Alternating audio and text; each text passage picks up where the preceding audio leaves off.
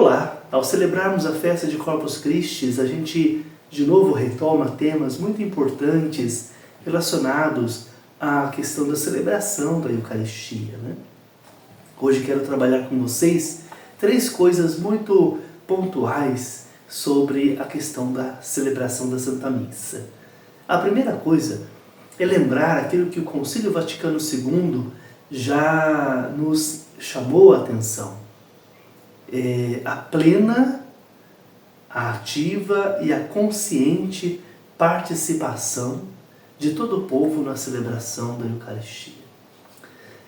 Essa é uma dinâmica muito importante, a gente ajudar a comunidade a crescer nisto, né?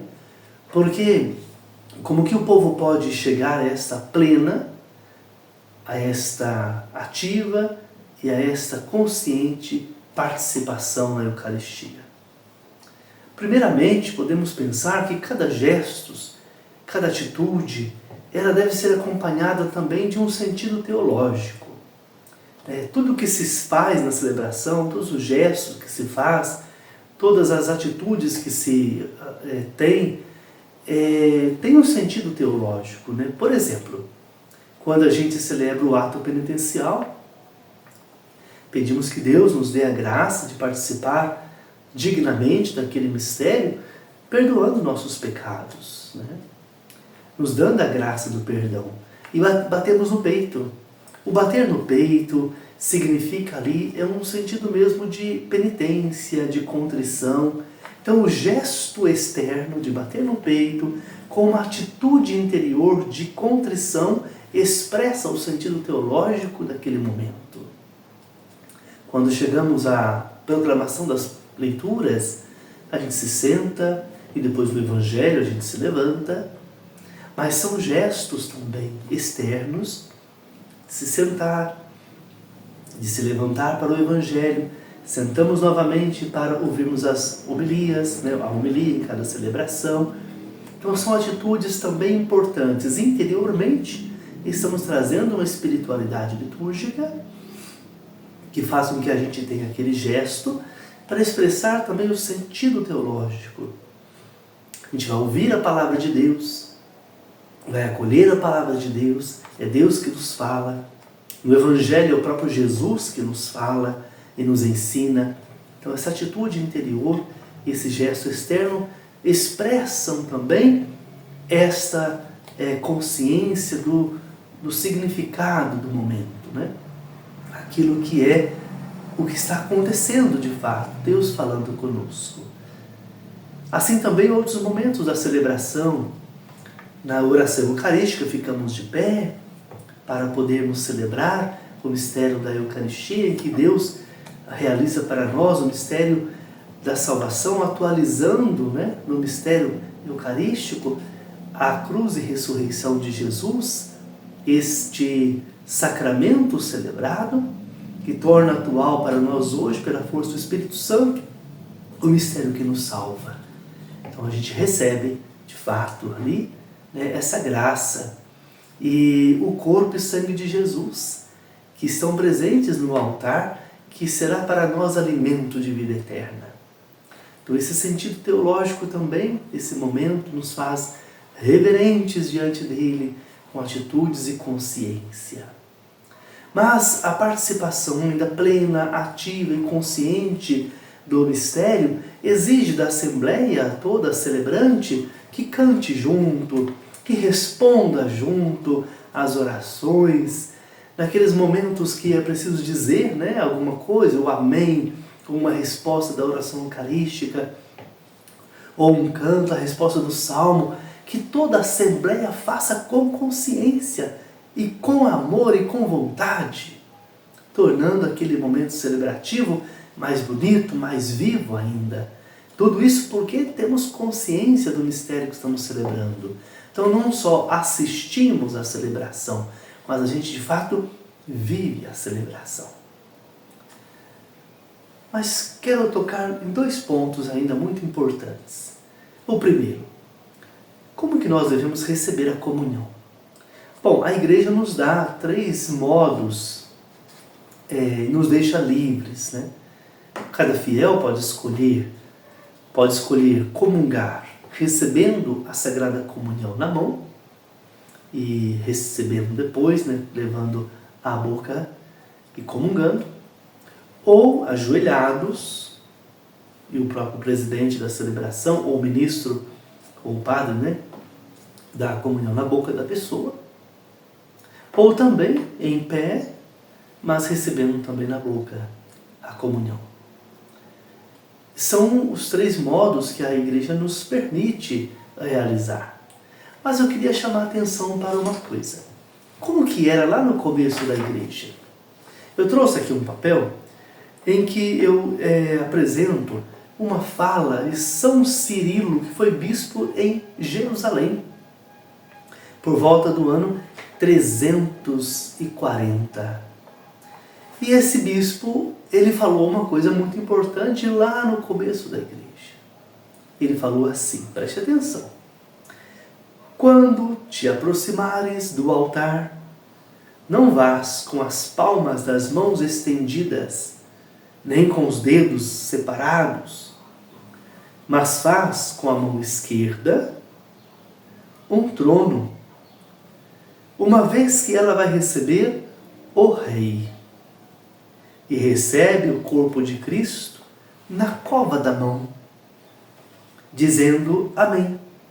Depois, santifica os teus olhos ao sentir o contato do corpo santo. Recebe-o com segurança, com cuidado de não perder nada nele.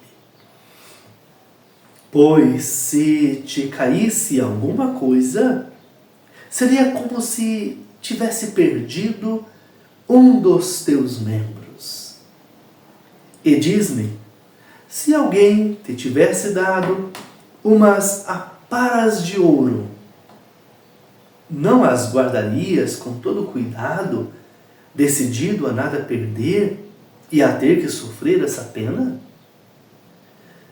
E não haverá de pôr mais empenho em que não te caia nem uma migalha mais valiosa que ouro e as pedras preciosas? Bom, nessa fala de São Cirilo, a gente então compreende muito bem que lá naquele tempo, já no começo da Igreja, né, o gesto mais indicado por ele, e também outros santos padres acompanharam essa reflexão dele, até Santo Ambrósio, por exemplo, era então de colocar, né, a mão esquerda sobre a mão direita.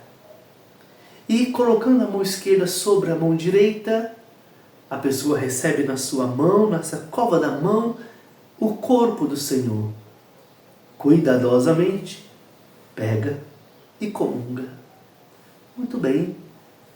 Parece-me que esse gesto se aproxima mais daquilo que Jesus fez. Porque Jesus falou aos discípulos, tomai e comei. Todas as narrativas da Eucaristia que estão na Sagrada Escritura mostram isso para nós. Tomai, que é a palavra que significa pegar, e comer, e beber. Então, receber com a mão e depois comungar. Essa palavra de Jesus, e nós queremos também vivenciar esses momentos sagrados da comunhão, seguindo o que é mais, talvez, também prático do nosso tempo, né? É curioso pensar que quando a gente vai numa celebração, a gente está numa ceia, numa festa, né? E quando a gente vai também em outros lugares festejar com os amigos, a gente pega e come os alimentos. Então também fica uma prática mais adulta. Eu gosto mais desta, indico esta, né? Quando se recebe a comunhão sobre as duas espécies do corpo e sangue de Cristo, aí existe uma modalidade um pouquinho diferenciada, porque para um cuidado ainda melhor, também com o sangue do Senhor, que não pode cair no chão. Então a gente tem uma prática de dar a comunhão na boca do fiel. Talvez seja um pouquinho mais de prudência também, quando são as duas espécies. É uma discussão para se fazer ainda. Uma outra coisa, Qual o gesto no Pai Nosso? Olha, está uma questão muito séria discutindo sobre a questão do Pai Nosso, estende a mão, não estende a mão, né? E Tertuliano, já no século II da era cristã, ele dizia assim, quanto a nós, ao dizermos o Pai Nosso, não só erguemos as mãos, senão que também as estendemos. Uma fala de Tertuliano, no século II, começo do século III da era cristã. A palavra de Tertuliano, que foi recordada também por Dom Edmar, que trabalhou na tradução da terceira edição típica do Missal Romano, Dom Edmar faz uma distinção teológica muito importante. Dom Edmar fala do sacerdócio ministerial e do sacerdócio comum com as seguintes palavras: abrir os braços na oração eucarística é um gesto do sacerdote que preside a Eucaristia e daquele que celebra a Eucaristia, sendo um sacerdote, portanto, ministerial. Mas, no Pai Nosso, não é uma oração do presidente da celebração, mas é a oração de um povo sacerdotal, renascido nas águas do batismo e ungido pelo Espírito Santo. Por isso, na hora do Pai Nosso, todos podem estender as mãos e devem. Devem porque é o momento de todo o povo sacerdotal celebrando ali a Eucaristia. Deixo essas reflexões para que você também possa crescer mais e mais no conhecimento e na vivência da celebração eucarística, para juntos chegarmos mais e mais à plena, ativa e consciente participação. Muito obrigado.